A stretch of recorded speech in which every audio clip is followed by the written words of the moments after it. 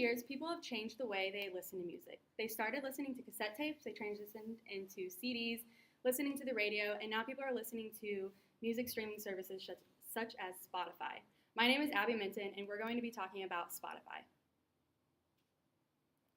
So we're going to go over a brief overview of what Spotify is, who founded the company, and then we're going to go into an analysis of Spotify and the industry. We're going to talk about 3 identified issues, and then go into how those issues can be solved and steps to solve those issues. And then we'll go into how these steps will be evaluated. So Spotify is an audio streaming service that was founded by Daniel Ek and Martin Lorenzon in 2008. It was founded in Sweden, and it provides over 30 million songs and thousands of podcasts. This music industry, or the music streaming industry, was greatly welcomed because a lot of artists weren't getting paid for the songs that they were producing. People were pirating songs, and then they were also listening to songs on YouTube, and they just weren't getting paid for that. So Spotify can be used on most computers and smartphones and tablets, and currently they have over 207 million monthly users, and they can use Spotify through a subscription that they can pay for, the premium subscription, or they can use it as the free service option. And they currently have $1.7 billion in revenue. And I'm going to pass it off to Abby. She's going to talk about Spotify's industry. Right, so we've used the 5 forces model to break down Spotify's competitive advantage and give you a brief overview of the industry. So as for rivalry amongst existing competitors, Spotify is competing with a lot of large competitors in this industry, including Apple Music, Pandora, Amazon Music, and Google Play Music. Now that being said, Spotify continues to have the largest amount of monthly listeners, so although they're competing against these large companies, none of them come close to the amount of users that Spotify has. But overall, there's not a whole lot of rivalry amongst competitors because the music streaming industry continues to grow exponentially each year. So there's no lack of users, resulting in the competition trying to pull users away from another service. So it just makes the rivalry not as intense. As for threat of new entrants, the barrier to entry is relatively high, and this is because it requires large amounts of capital and industry connections. So to develop the software and be able to provide streaming services to so many individuals, it requires a lot of capital to be put into research and development and the software application, as well as industry connections. So in order to connect with record labels and artists, in order to feature their songs, you have to have the connections in that industry. So that's why there are so many large players in this industry, just because there's not a whole lot of small companies being able to do this because they don't have the capital and the connections needed. As for threat of substitutes, so streaming services have already beat out a lot of the alternative methods, such as paid downloading of songs, physical sales of CDs, and the use of internet radio. But that being said, YouTube is currently the largest threat to streaming services, such as Spotify. YouTube offers customers free services and no memberships, and their content is generated through YouTube page users, resulting in YouTube not having to pay royalties to artists. But that being said, like I mentioned, Spotify still has the largest amount of monthly listeners, so even though YouTube is a substitute threat, it's really not taking away from Spotify's user base. As for the bargaining power of suppliers, suppliers of Spotify are the record labels and the artists themselves. And so due to that positive impact that the music streaming services have had on the industry, the supplier relationships are generally positive. This is because they have a mutually beneficial relationship where Spotify provides artists with exposure while the artists provide Spotify with content for their users. So if they had a negative relationship or one party was only acting in their best interest, then it would hurt both parties, basically. And then the bargaining power of buyers, so because the cost of switching to a competitor is relatively low, just because most competitors offer the same price for their services, this results in a higher bargaining power of buyers. Now, in order to combat this, streaming services such as Spotify has had to add value to attract and keep customers by offering more than just a full music library. So what Spotify does is offer different features to their application, and they also give their customers access to other streaming services, such as, for Spotify specifically, they have partnerships with Hulu and Showtime so that you're getting more to your membership than just the songs. So now I'm going to give a brief overview about the 3 identified issues that we're going to talk about. So we're going to talk about the functionality of Spotify's application, their payment of their artists, and their recent censoring policy. So to start with the functionality of the application, the issues with functionality of Spotify's application seems to be a recurring problem. So there are many users that come forward saying that they are having issues with albums not loading, music randomly pausing, the application being down or offline, songs not playing, or the action buttons just disappearing. And so this issue is really important to address because everything that Spotify is their service, and it's through their application. So if their application isn't working correctly, or customers are constantly having issues, then that customer will take their business elsewhere, which is really going to hurt Spotify's business. As for the payment of their artists, so in the past, many artists have pulled their music off or have declined to release their music on Spotify. Taylor Swift is somebody who did this, and same with the Black Keys. So Spotify's compensation model revolves around the number of streams an artist gets in proportion to the total streams. And based on their compensation model, about 1 million streams equates to $7,000. So for the amount of streams, that's really not a whole lot of money. And artists just aren't feel like they're being recognized for their work or being paid fairly. Even the large name artists who, I mean, most definitely get those 1 million streams, but they feel that this is still not a fair price. And many artists won't even get to 1 million streams, so they really can't continue their work if they're not being paid fairly. Now, this is important to address because if listeners don't have access to the artists that they want, maybe such as Taylor Swift or the Black Keys, then they're going to take their service to someone else who does. And then finally, their censoring policy. So in 2018, Spotify announced a new policy excluding hate content and refused to promote via its playlist artists who have engaged in especially harmful or hateful conduct. So many have been supportive of this new censoring policy, especially activist groups. But that being said, it's causing many users to question the implementation of this policy. So there are still artists still left on Spotify that users feel that have been engaged in this exact harmful or hateful conduct. So users are now starting to judge every action or lack of action that Spotify is taking in regards to their censoring policy. So users take it personally if Spotify is leading up artists who they feel have engaged in this conduct and think that Spotify is doing that intentionally when it really just comes down to inconsistency. So now this is important to address because Spotify is being inconsistent and causing more controversy than good in regards to this policy. So now I'm going to hand it off to Mike and Sarah to talk about the solution to these problems. Mike, and this is Sarah, and we're going to go over the solutions for the Spotify case. So the first solution that we have deals with the functionality of the app. The first solution is, for Spotify, it is the practice the KISS method, which is to keep it simple, stupid. And we believe that simplifying their application and the use of folders and segmenting the application itself will help increase the functionality and the reliability of the app since it puts less strain on your device. And the reason for this is that it's broken and it needs to be fixed. Spotify is still notorious for crashing and other weird bugs, such as mentioned before, music just randomly pausing or the app crashing. Software engineers need to redesign the application to limit the amount of strain on the application for the hardware that it's being used from, whether or not that's your phone, iPod, laptop, etc. And the overall goal of this is to just improve the quality of the application itself, since, as mentioned before, our only service is the service that we provide, and quality is our number one goal as a company. All right, so moving on to our solution for paying the artist. One of our solutions that we came up with is eliminating Spotify's free version. Spotify has two different options for streaming, Spotify Free and Spotify Premium. With Premium, you have to pay a monthly subscription. It's usually under $11. And you get as much of the music as you want. You can download as much music as you want, and there's no ads. But with Spotify Free, there are ads, and you cannot download, but there is no monthly cost. We think that it's a good idea to get rid of Spotify's free version because Spotify Premium reels in 90% of Spotify's total revenues.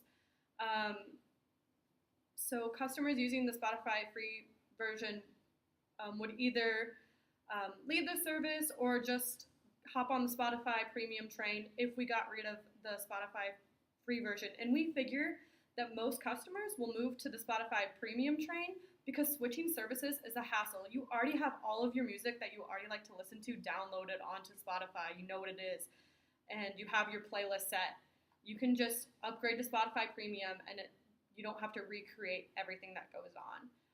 If Spotify was able to get rid of the free version and become a subscription-based streaming service only, then this would generate more revenues for Spotify, thus giving Spotify the ability to increase the payment per stream to all of their artists. Next, Spotify does pay their artists. It's just not what you think it is. It's in non-monetary compensation, and they do this through exposure. So Spotify promotes concerts and promote new albums, new singles to any users that listen to an artist's music. So, for example, if Sarah listens to a lot of Taylor Swift, she'll get a notification on her phone when Taylor Swift releases a new single or album. Or if Taylor Swift is going to be in her area for a concert or some kind of promotional event. Second, Spotify is a massive marketing tool for new artists.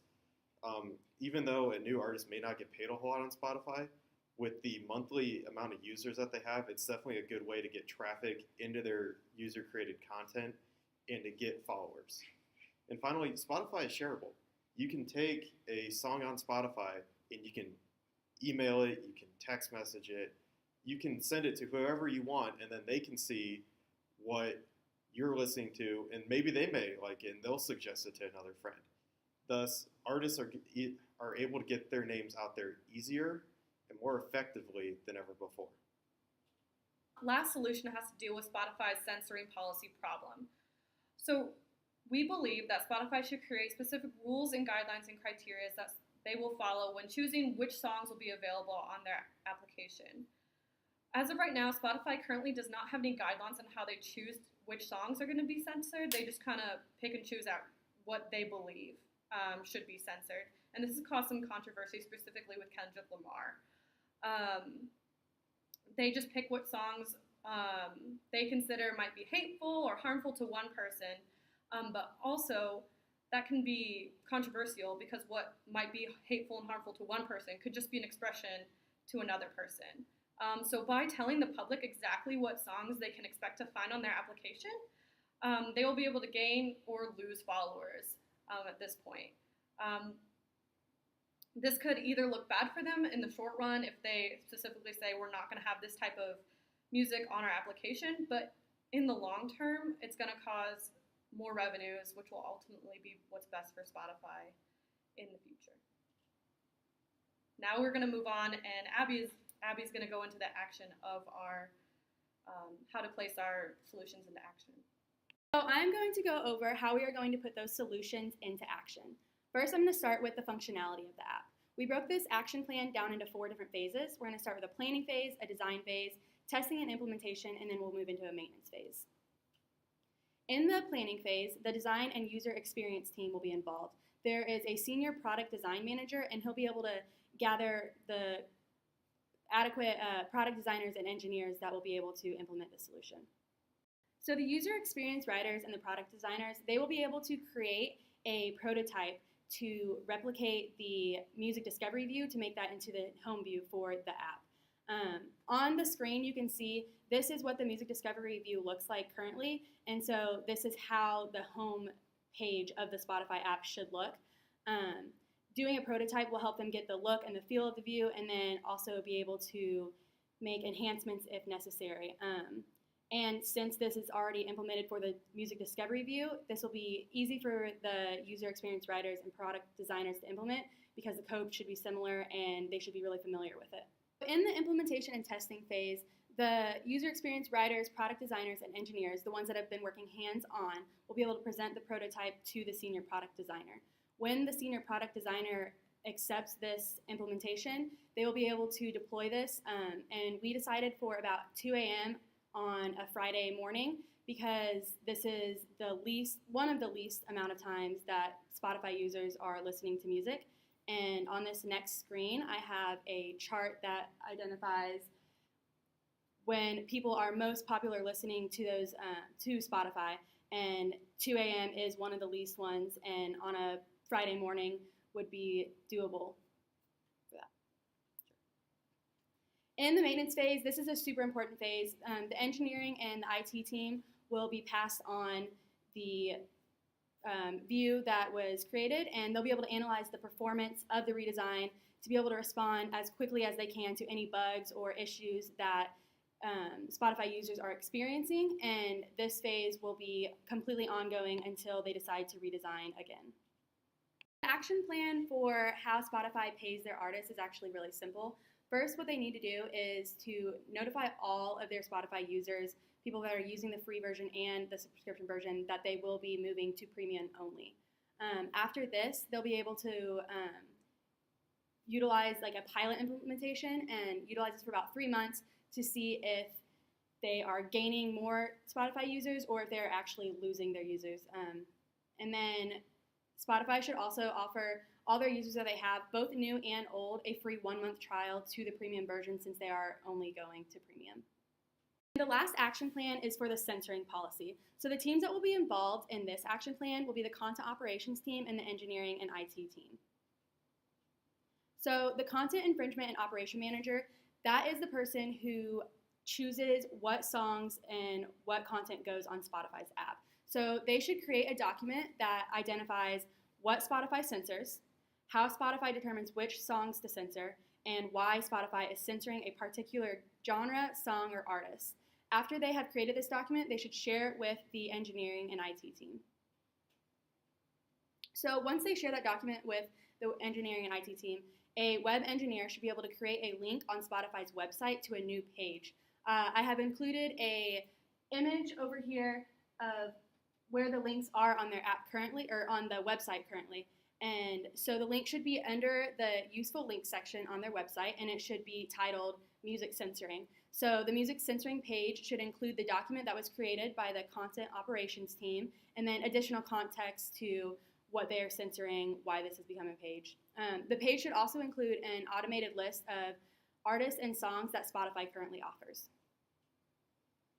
I'm Michael, and in order to evaluate our action plan to make sure that over time it has had the intended results, we propose that we have 2 groups of financial professionals, one from inside Spotify and the other an external firm to be contracted, and that we have them comb through the before and after financial statements to make sure that the desired results of this action plan have been achieved, or to identify if there was something undesirable that happened, and also to make sure that everything gets boiled down in a fashion that the natural ebbs and flows of the market and the natural movements of the financials are all accounted for so that we can get accurate results of how effective this plan actually was.